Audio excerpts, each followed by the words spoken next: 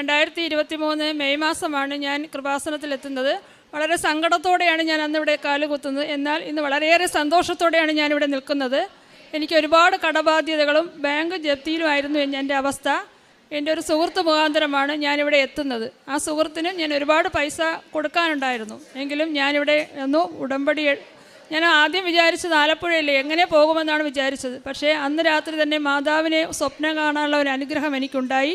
2 ദിവസം കഴിഞ്ഞ് ഞാനിവിടെ വന്നു, ഉടമ്പടി എടുത്തു, 6 നിയോഗങ്ങൾ സമർപ്പിച്ച് അമ്മയോട് പ്രാർത്ഥിച്ചു, തിരിച്ച് വീട്ടിലേക്ക് പോയി.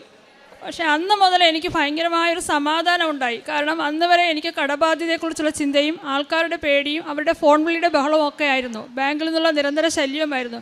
അതിനെയൊന്നും എനിക്ക് അന്ന് മുതൽ പേടിയില്ലാതെ എന്നെ സംരക്ഷിക്കാൻ അമ്മയും ഈശോയും ഉണ്ടെന്നൊരു തോന്നൽ അന്ന് മുതൽ എനിക്കുണ്ടായി. ഉടമ്പടി കാര്യങ്ങളെല്ലാം ഞാൻ കൃത്യതയോടെ പാലിച്ചുകൊണ്ടിരുന്നു. കാരുണ്യ പ്രവർത്തികളും പ്രേക്ഷിത പ്രവർത്തനങ്ങളൊക്കെ ചെയ്തുകൊണ്ടിരുന്നു. ഉടമ്പടി 2 പ്രാവശ്യം പുതുക്കി. പക്ഷേ നിർഭാഗ്യവശാൽ എൻ്റെ കാശ് രൂപം കളഞ്ഞുപോയി. ആ കാശ് രൂപം കളഞ്ഞ അന്ന് മുതൽ ഞാൻ സഹനത്തിൻ്റെ വഴികളിലൂടെയാണ് സഞ്ചരിച്ചു കൊണ്ടിരുന്നത്.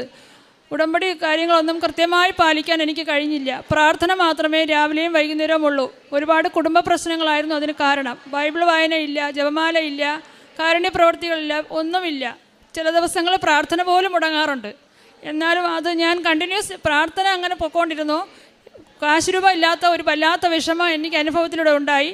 അങ്ങനെ ഞാൻ 2024 ജനുവരി മാസം ഞാനിവിടെ 2024 ഏപ്രിൽ മാസം ഞാൻ വീണ്ടും വന്ന് ഉടമ്പടി പുതുതായി എടുത്തു.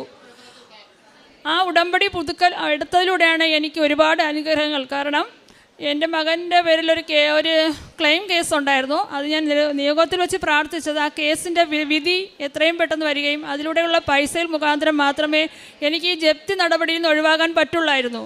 ഈ 2 കാര്യങ്ങളും ഞാൻ നിയോഗത്തിൽ വെച്ച് പ്രാർത്ഥിച്ചിരുന്നു.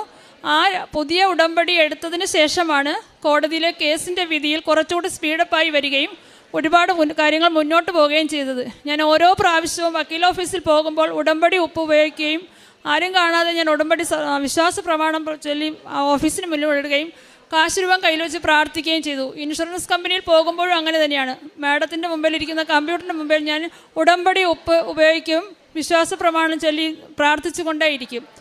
അങ്ങനെ ഞാൻ ഉടമ്പടി ജീവിതം മുന്നോട്ട് പൊയ്ക്കൊണ്ടേയിരുന്നു. ആദ്യത്തെ ഉടമ്പടി പുതുക്കി. നിയോഗങ്ങൾ ഇത് തന്നെയാണ് ഞാൻ കണ്ടിന്യൂസ് ആയിട്ട് വെച്ചുകൊണ്ടിരുന്നത്. 2 നിയോഗങ്ങൾ ഇതാണ് പ്രധാനമായിട്ടും വെച്ചുകൊണ്ടിരുന്നത്. എനിക്ക് ജപ്തി ഏത് നിമിഷവും എനിക്ക് വീട്ടിൽ നിന്ന് പുറത്തിറങ്ങാം, അങ്ങനെയുള്ള ഒരു അവസ്ഥയായിരുന്നു. പക്ഷേ അതിനിടയ്ക്ക് എനിക്ക് ബഹുമാനപ്പെട്ട ജോസഫ് അച്ഛനെ കാണാൻ ഒരു അനുഗ്രഹം കിട്ടി. അദ്ദേഹം ഒരു കാശ് രൂപം തന്നു. ജപ്തി ഭീഷണിയുള്ള പറമ്പിൽ വിശ്വാസ പ്രമാണം ചൊല്ലി നിക്ഷേപിക്കാൻ പറഞ്ഞു. ഞാൻ അതുപോലെ ചെയ്തു. പക്ഷെ അന്ന് മുതൽ ബാങ്കിൽ നിന്ന് ആൾക്കാർ വരുന്നുണ്ട്. പക്ഷേ അതുവരെ വന്ന